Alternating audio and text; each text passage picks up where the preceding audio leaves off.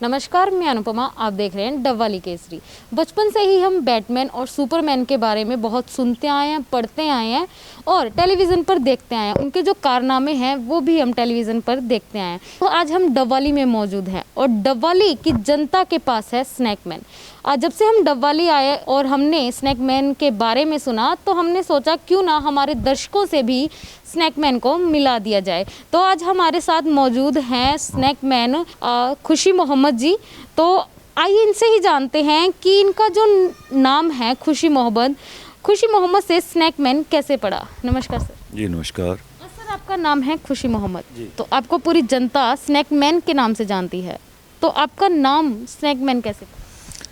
देखिए, ये तो अलग अलग सोच है और धीरे धीरे बदलने वाला जो माहौल है।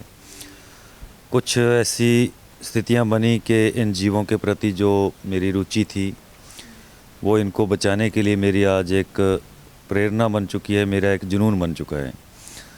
तो धीरे धीरे जैसे भी जहाँ से भी कोई सूचना मिलती है तो ऐसे जीवों को बचाने के लिए हम तत्पर हैं लगातार। तो इसी के चलते जो साथियों ने नाम दिया वो हमें कबूल है। बस हमारे दर्शकों को हम बता दें कि जो खुशी मोहम्मद जी हैं वो वन्य जीव जो हैं उनको बचाने का काम करते हैं। तो सर, ये जो आप वन्य जीवों को बचाते हैं उनमें कौन कौन सी प्रजातियां हैं? देखिए, सांपों की यहाँ पर अपने इलाके में जो हैं 8-10 प्रजातियाँ मिलती हैं। जैसे ब्लैक कोबरा जिसको काला नाग हम कहते हैं, स्पेक्टिकल कोबरा है जो पद्म नाग के नाम से जाना जाता है, रेड स्नेक है, कॉमन वुल्फ, चेकर्ड कीलबैक और ग्लॉसी वायलेट रेसर हो गया जी। इसके अलावा सैंड बोआ स्नेक है और ब्लाइंड स्नेक है। ऐसी कुछ प्रजातियां और हैं जो आमतौर पे हमारे इस इलाके में देखी जाती हैं और यही यहाँ पर ज़्यादा निकल रही हैं जी। इन जो आपने ये प्रजातियां बताई या वन्य जीव है उनको आप बचाकर कहाँ छोड़कर आते हैं या कहाँ रखते हैं? इनको ऐसा है जी, रहायशी इलाकों में जहाँ भी ये पाया जाता है तो आम जन को इनसे खतरा बन जाता है, जबकि सारे सांप जहरीले नहीं होते। लेकिन हमारे समाज में जो आमतौर पे धारणा है कि सांप जो भी है वो जहरीला है, उसको मारने के लिए दौड़ते हैं सभी। तो हमने जैसे इनकी जानकारियाँ इकट्ठा की हैं, जब तक अभी तक भी सीख रहे हैं लगातार। तो जो भी जहरीले सांप हैं हमारे पे यहाँ पर 2-3 ही पाए जाते हैं।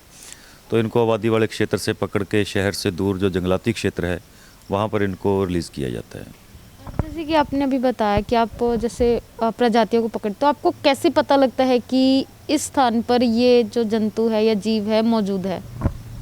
वो तो ऐसा है कि जो भी परिवार या जो भी साथी हमें फ़ोन करता है तो उनसे जब कहते हैं हमारे घर पे या हमारे किसी संस्थान पे आज सांप देखा गया है तो उनसे हम यही पूछते हैं कि आपकी नज़र में है सांप।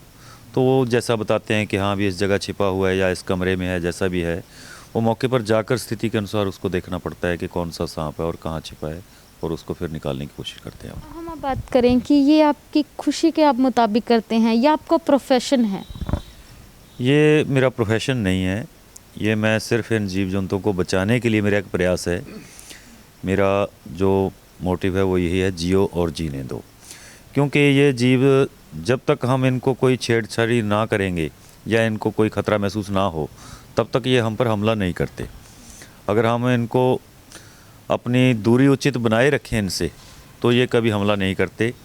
बल्कि ये होता है कि कभी अनजाने में हमारा पैर इनके ऊपर टिक गया या हम बहुत ज़्यादा नज़दीक चले गए, हमारा ध्यान नहीं है उस तरफ, तो उस वक्त ये काटने के अलावा इनके पास और कोई ऐसी नहीं होता, क्योंकि आखिरी हथियार जो है इनका वो काटना ही है।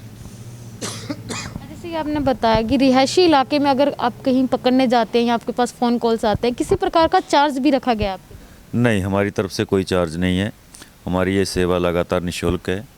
हाँ, अपने आप कोई देता है थोड़ा बहुत सहयोग, कई दफ़ा दे देते हैं, तो हमारा ये है कि कुछ हम इसी तरह के मानवता भलाई के कार्यों में उसको इस्तेमाल करते हैं जितना भी हमारे पास कोई सहयोग आता है किसी का। जो आपने ये शौक़ बताया है आप जीव जंतुओं को पकड़ना और सुरक्षित स्थान पर छोड़ देना, कितने समय से चल रहा है? कितने समय से आप जीव जंतुओं को पकड़ते आ रहे हैं? मुझे करीब 6.5 साल या 7 साल के करीब हो गया, जब से मैं लगातार पूरे शहर में और आसपास के क्षेत्र में ये सेवाएं अपनी दे रहा हूँ लगातार।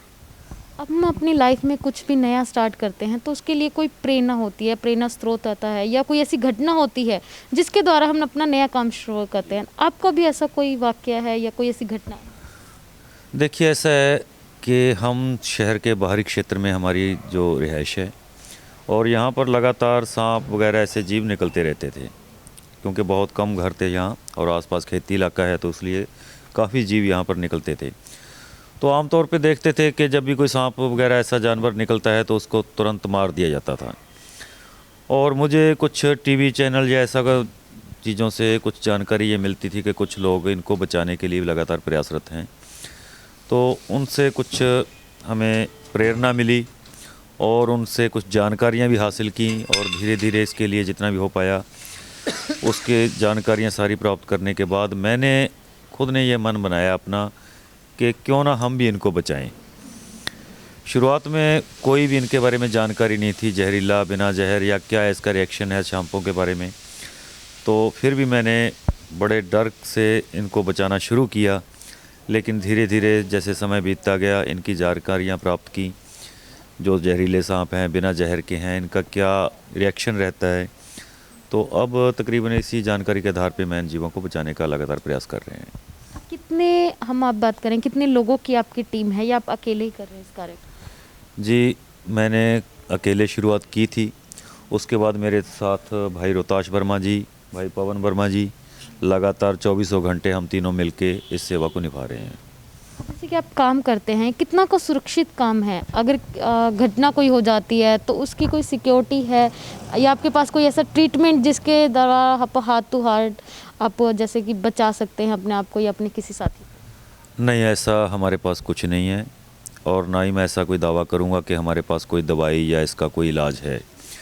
और बाकी दर्शकों से भी मैं यही कहना चाहूँगा कि अगर ऐसी कभी नौबत आती है किसी को कि सांप काटता है, एक इतना ज़रूर करें कि आप उसको पहचानने की कोशिश करें कि कैसा सांप है, और जिस भी साथी को सांप ने काटा है उसको तुरंत सिविल अस्पताल लेकर पहुँचें, और जहाँ तक हो सके जिला अस्पताल, क्योंकि आजकल मेडिकल लाइन में इसका पूरा इलाज उपलब्ध है।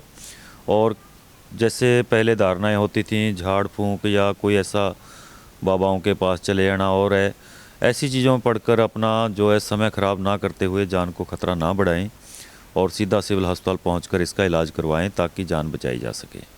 अब तक जैसे कि आपने सांपों का जिक्र किया, सांपों के अलावा और कौन कौन से जीव आपने बचाए? इनके अलावा जी जैसे गो है, मोनिटर लिजर्ड जिसको बोलते हैं, और गोहिरा। एक बात खास बताना चाहूँगा कि हमारे समाज में गोहिरा के नाम से जो जीव जाना जाता है उसके बारे में इतनी भ्रांतियाँ फैली हुई हैं कि मतलब अगर किसी को मुंह भी लगा दिया तो आदमी की तुरंत मौत हो जाएगी, जबकि ये सच्चाई नहीं है। गोहिरा जो है मोनिटर लिजर्ड का ही बच्चा होता है और वो जहरीला नहीं होता। मौके की बात है कि उसने क्या जीव को खा रखा है, उसके अनुसार बैक्टीरिया रहता है, इन्फेक्शन के चांसेस ज़रूर हो जाते हैं, लेकिन ऐसे जीवों के काटने से किसी की मृत्यु नहीं होती। तो इन जीवों से प्रॉपर आपको जितनी हो सके दूरी बनाए रखें, बिना जानकारी इनको पकड़ने की कोशिश ना करें। और कुछ लोग आजकल देखो देख जैसे हमारी सेवाओं को या और साथियों की सेवाओं को देखकर नई जनरेशन जो है इनको पकड़ने की कोशिश कर रही है, तो उनसे हमारा यही निवेदन है कि बिना जानकारी इनको पकड़ने की कोशिश ना करें। आप उनको पहचान नहीं पाएंगे कौन सा सांप जहरीला है, कौन सा क्या चीज़ है, तो उसमें आपको नुकसान हो सकता है। इन चीज़ों से थोड़ा सावधानी बरतनी चाहिए आपको। इन 7 सालों में आपको कभी किसी जहरीले जीव जंतु ने या सांप ने काटा? जी बिल्कुल, लगातार जैसे जीवों को बचाते आ रहे हैं, पकड़ते हैं, तो उस वक्त मुझे कुल मिला के अब तक 13-14 बार सांपों ने काटा है, और 2 बार मुझे मोनिटर लिजर्ड जिसको हम गो के नाम से जानते हैं उसने भी काटा है। और जो सांप हैं ऐसा है कि जो जहरीले सांप हैं उनको हमारे जो इनके औजार हैं पकड़ने के लिए उन्हीं से हम हैंडल करते हैं, और जो सांप बिना जहर के हैं, पहचान इनकी है अलग अलग, तो उनको नॉर्मली हैंडल कर भी लेते हैं। उस तरह मुझे 12-13 बार 14 बार काटा है सांपों ने, लेकिन मैं बिल्कुल तंदुरुस्त हूँ, कोई ऐसी दिक्कत। ये थे हमारे साथ स्नैक मैन खुशी मोहम्मद जी, जिनसे हमने बातचीत की और आपको बताया कि जो ये जीव जंतु है उनको पकड़कर शहर से दूर सुरक्षित स्थान पर पहुंचाते हैं। आगे भी ऐसी खास शख्सियत से आपको मिलवाते रहेंगे। जुड़े रहिए डबल केसरी के साथ। मैं अनुपमा, कैमरामैन बलकन सिंह के साथ।